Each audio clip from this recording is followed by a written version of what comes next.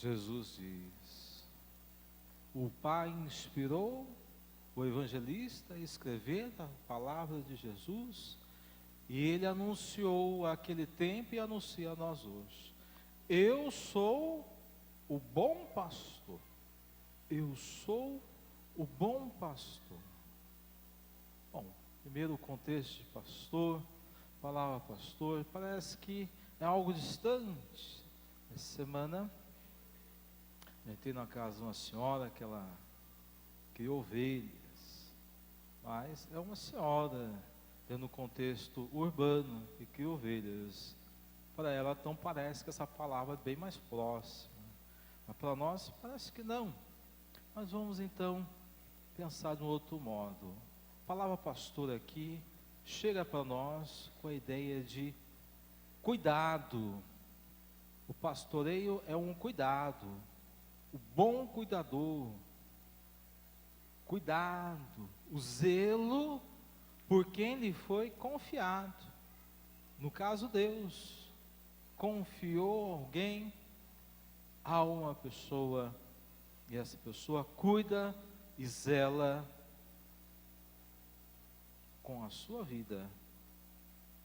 A palavra cuidado, portanto, ela é atemporal, não está presa no contexto histórico. Serviu ontem, serve hoje e vai servir por quanto Deus permitir que esse planeta exista. A palavra cuidado. Então está aqui, por isso que usamos a palavra pastor com tanto afinco.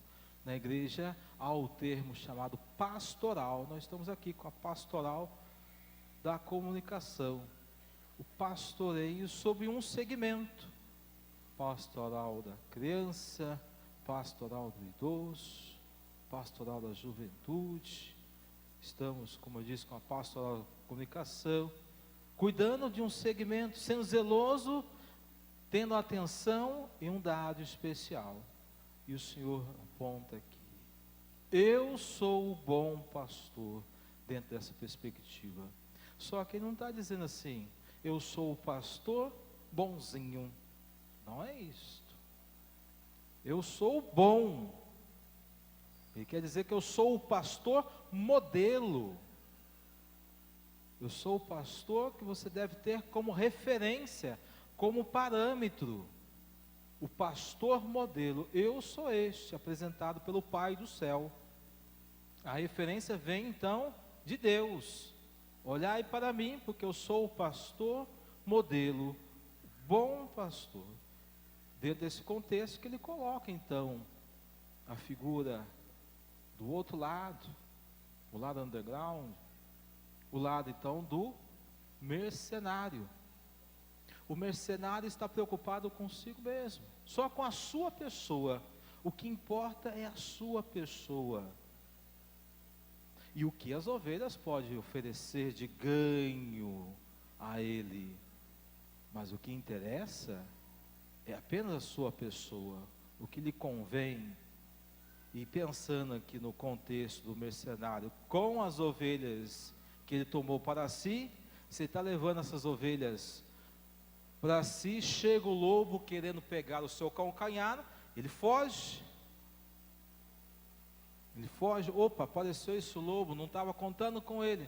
E foge e larga então as ovelhas para trás, e elas ali ficam sofrendo perigo com o ataque do lobo, e ele sem se importar com isto. Sem se importar com isto.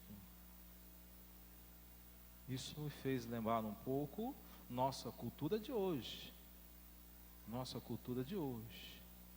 Que trabalha a palavra servir, mas de uma maneira negativa. Deixa eu ficar aqui do ladinho da imagem do bom pastor.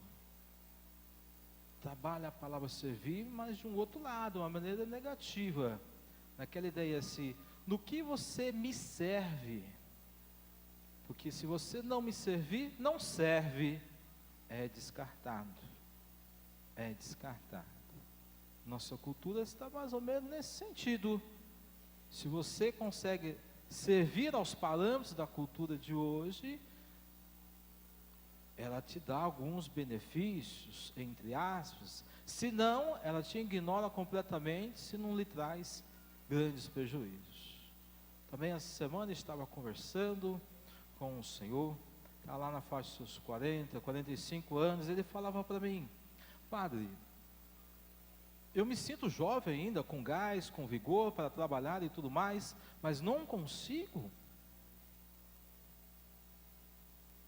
fechar as portas todas para mim. E dizem: olha, você já está aí na faixa dos 40 anos, dificilmente vai conseguir voltar ao mercado de trabalho. Eu falei: mas como? Eu sou jovem ainda, tenho muito a oferecer, mas as portas estão se fechando. Eu não desisto, e não vou desistir, mas está dentro desse contexto. Isso me fez pensar então da nossa cultura, e eu não temo a dizer, uma cultura com um perfil mercenário, o perfil aqui do nosso evangelho.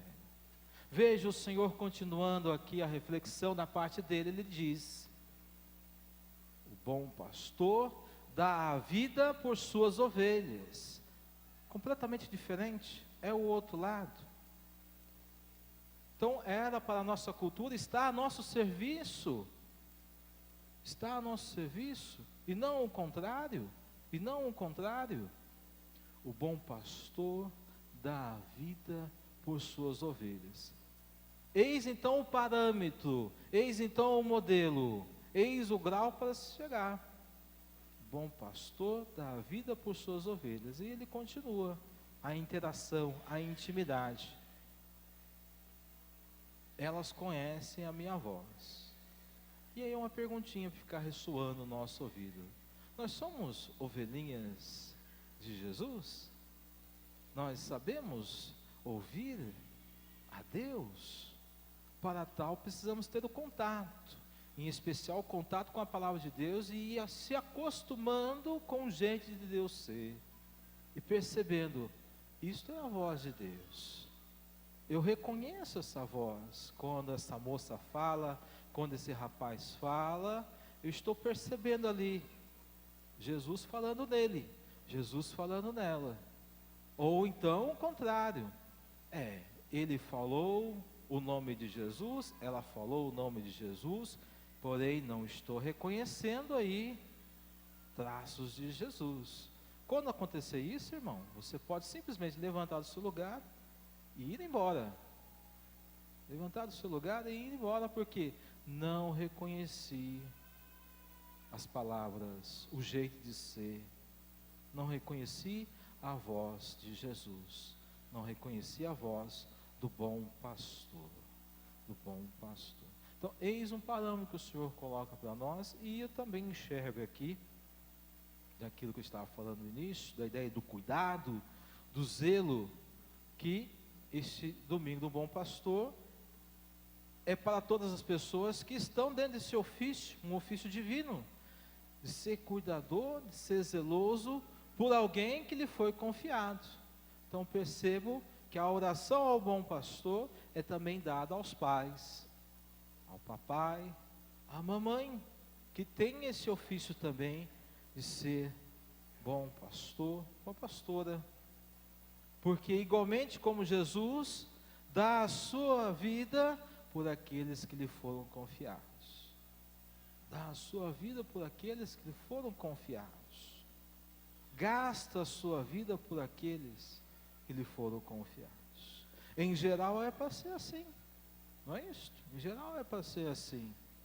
O pai e a mãe, que os seus filhos olham para eles e podem se enxergar dentro desse evangelho. Meu pai e minha mãe estão dentro desse evangelho, eu reconheço eles aqui. Em geral é para ser assim.